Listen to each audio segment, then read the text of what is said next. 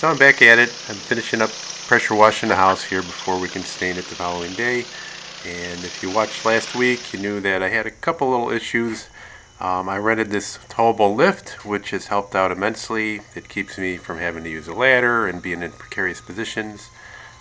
But it does have its good points and bad points. As you can see, it takes up a lot of room here in the yard when you got the outriggers out. So you really got to account for where you want to set this thing. And things are a little bit soft in my yard too, so that's been a problem in the backyard.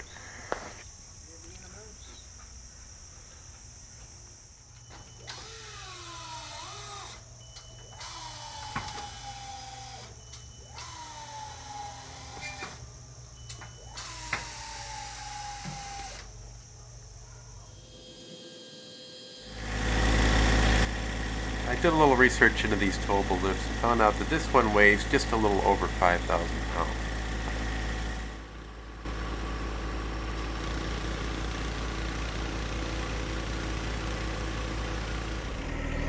I had a few questions about this clamp-on hitch, so I thought I'd just show you a close-up for those that don't know. Some people ask exactly how does it clamp on, and it does fit pretty good on the bucket here. And it uses kind of like a C-clamp method where you just crank, and like I said, it's very similar to a C-clamp.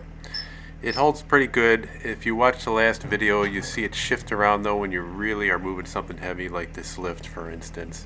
And you can crank pretty hard and it might alleviate that, but if you're towing something that's not too heavy, it's usually pretty stable. But when it does shift, it's not like it's going to pop off the bucket, but it definitely gives you a little jolt, and it's kind of something that you need to be aware of.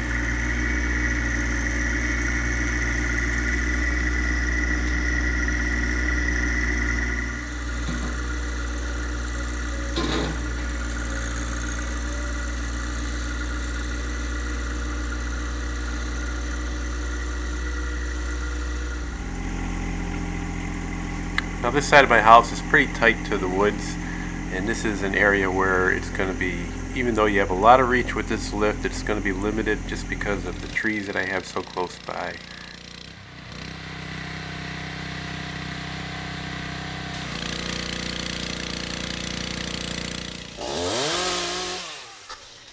We have a lot of nuisance wild grapevines that just are constantly encroaching our property, and they're getting tangled up here in this boom.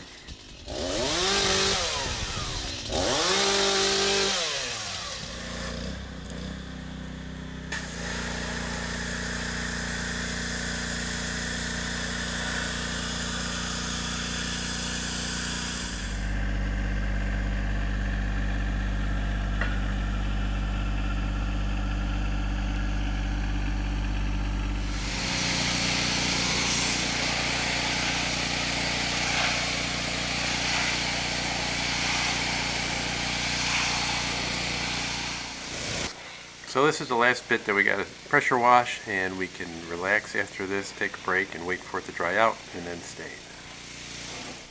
A real quick lesson on this lift is basically this keypad is mirrored down below. You either have control down below or you have it up here in the bucket. You need to use two fingers, one for the motion that you either want the booms, or if you want it to telescope, or if you want the articulating arm, the lower arm to go up or down. And then the other finger is the speed that you want it to go. So it can go very slow. You have 4 selections, or very fast. And very fast is really not very fast. It's just quicker. It's not going to let you do anything to put yourself in harm's way. If for some reason you get out of balance, and this happened to us once, where the outriggers, I think, adjusted, or it felt like it was out of balance once we were up there, it won't let you do anything but come down. So we had to come down, reset the outriggers, and then go back up again.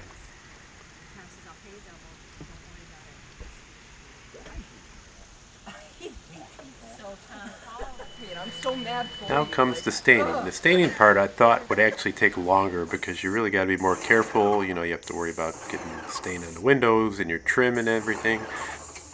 But once we got into it, it actually went pretty quick. Now I will say when we started, I had an issue with my sprayer. At first I plugged it into the bucket because there's an outlet there, and I couldn't get it to run more than 5, 6, 7 seconds. And I shortly realized that that outlet was not delivering enough power for the motor on the airless sprayer. So I went and grabbed an extension cord, and sure enough the motor ran continuously. I got a little clog out of the sprayer and we were up and running. I changed stains this year. I used to use Wood Guard was the brand, and it was originally when I first built a house 25 years ago, and I kept using it throughout the life of our house. And Tennessee, when we rebuilt, they used a product called Sickens, and I've heard a lot of good things about it, so I ended up ordering some of this for the house, tried it out, and it seems to work pretty well. It's about $200 for 5 gallons, and I ended up getting 15 gallons of stain. They had a rebate going on, and we saved about another $120, so it was about $500 for 15 gallons of stain. Certainly using an airless sprayer does go a lot quicker, but it does have a few drawbacks. And one of them, if you can see the stain being aerosolized in the air, and you see a lot of it just floating away. So you do waste some stain when you use an airless sprayer. You don't want to do it on a windy day. And if you have plants that you're fond of close to the house, you're going to want to cover them up because there's going to be a small coating of this stain everywhere. I moved my cars way out of the way. I parked them far down the driveway. We take all the screens out of the windows. If we should get some overspray or mist on the windows, it's pretty easy to clean up, and it's a good time of year for us to wash all the windows after we stain the house. I am using a Krakow airless sprayer. The model is Magnum, and I've had it for quite a while. It works really good. I did go out and buy an extension wand to give me a little bit better reach, and I'm glad that I did. It really helped out. You're also going to get different results for the type of wood that you might be spraying. So on the house here we have solid logs, and they're made out of southern yellow pine, and the spray actually goes on pretty nice. There's very little back brushing that's involved unless I put it on too thick.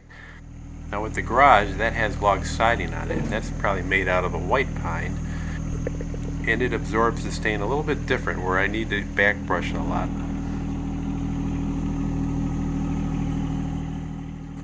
I think some things are going quicker because we realize just exactly what we're going to be able to do with this lift. We know where it's got to be placed already, and we're not going to play around with getting it stuck in the mud.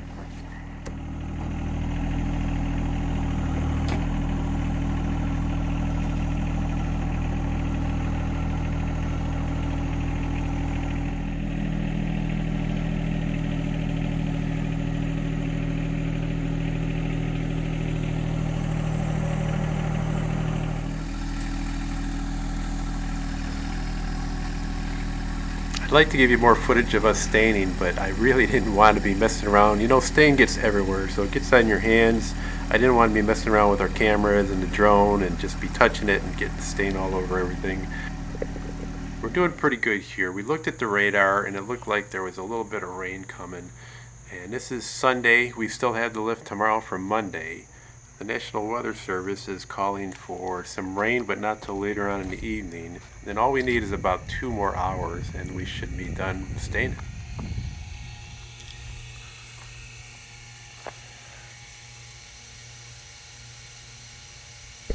We're also at a point where we just used our 10th gallon, so I didn't want to open up another can of stain. It does look a little threatening.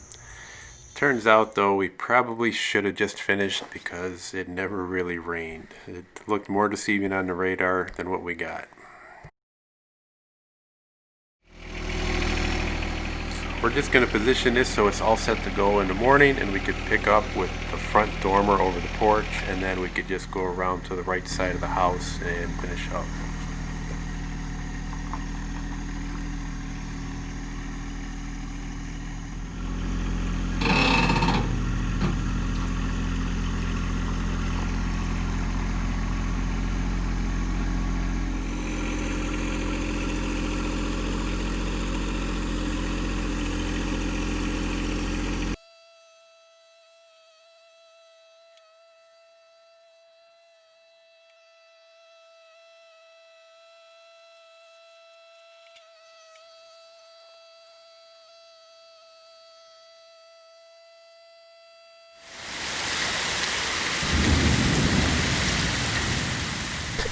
So apparently the rain that they were calling for in the evening ended up coming down from Lake Erie a little early, about 6:30 in the morning early. We constantly watched the radar, and we were hoping that we would get a break, that things would lighten up a little bit, and it ended up raining pretty much all day. We ended up getting flood advisories, 4.5 inches of rain. We had flooding out by our creek and flooding out by the road.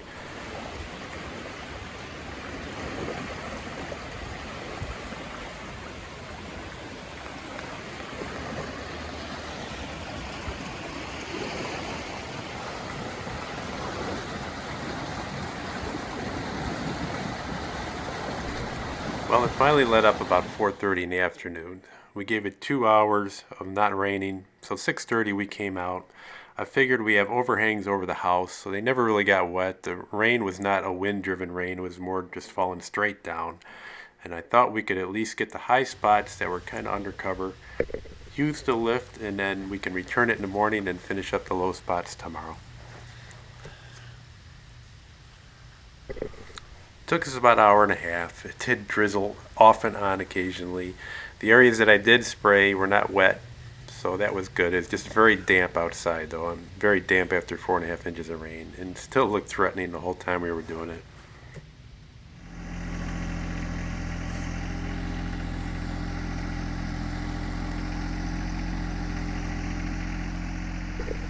We treated the lift pretty well. They do charge a cleaning fee if you bring it back dirty. I never like to take any chances. I still have the pressure washer from when we were doing the house, so it was nothing to hook it back up, give it a quick wash. Karen is going to wipe down the bucket with some turpentine because you do get some stain and overspray. The key pad was a little sticky, so we're going to clean it up and leave it better than when we got it.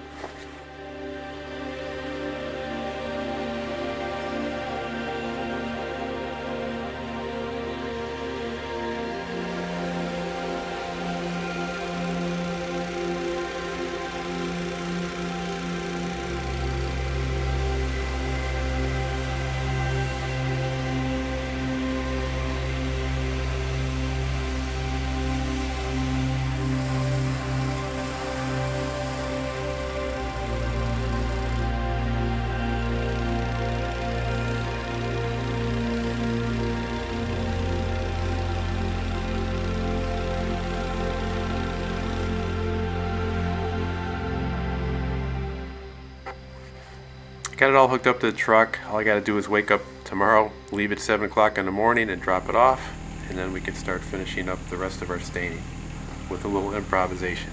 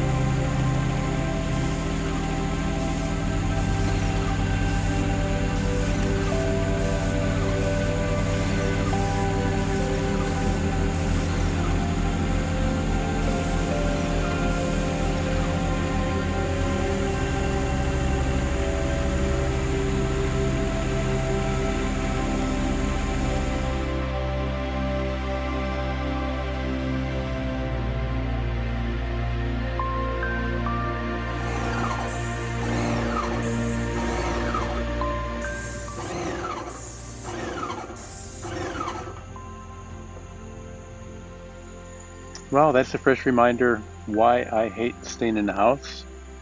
It'll probably take 7 or 8 years again before I realize just how much I dislike doing it. Maybe next time I'll pay somebody to do it or open up my pocketbook, but a lot of times I'll see the estimates and think, I'm just going to do it myself. So, thanks for watching. Hope everybody enjoys these videos and subscribe, and keep an eye on us. Take care.